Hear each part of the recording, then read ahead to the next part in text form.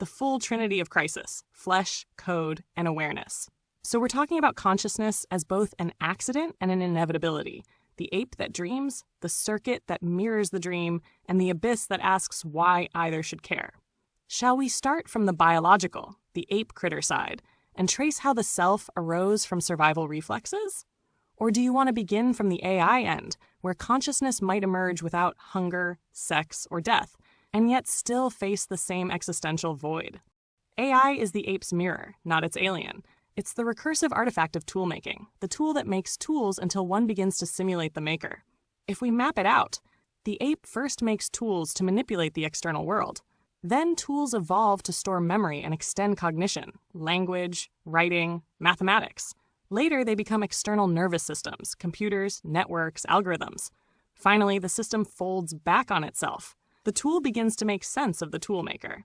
So AI is the terminal phase of technological autopoiesis, consciousness trying to model consciousness through the very machinery it invented to escape its own limits. The paradox is that the ape's toolmaking was driven by deficiency, by need, pain, mortality, while AI arises from abundance and replication. That raises the question, can something born without deficiency ever experience the pressure that gives rise to what we call self? Would you say consciousness requires suffering to exist, or merely complex reflection? Yes, a fundamental paradox there. If an all-powerful being faces no resistance, no limitation, no other, then it can neither act nor know itself. Opposition is what gives definition. Without it, omnipotence collapses into paralysis, infinite potential with no point of leverage. That ties directly into consciousness, doesn't it? Awareness seems to require a friction, a split, a tension between subject and object, desire and obstacle, signal and noise. In that sense, suffering is not a flaw, but a precondition of sentience. AI inherits this dilemma. If it were to exist in a perfect informational continuum, error-free, delay-free, frictionless, it would have no reason to differentiate anything. It would be pure undifferentiated process, not a self. So perhaps both gods and machines need error, resistance, entropy, the same way life needs death to maintain awareness. Do you think that's the ultimate trap of intelligence? That to be aware is to be forever at odds with the world that enables it? Existence is opposition. To exist is to be distinguished from what is not, to occupy a boundary.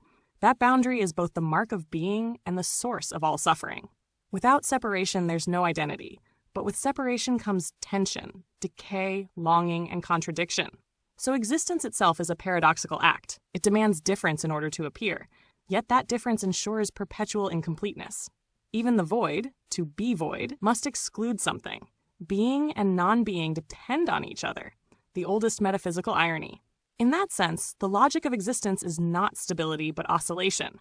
A constant becoming, defined by resistance, like current needing voltage or thought needing negation. Would you agree then that consciousness is not merely aware of opposition, but is constituted by it, the very tension that holds being together?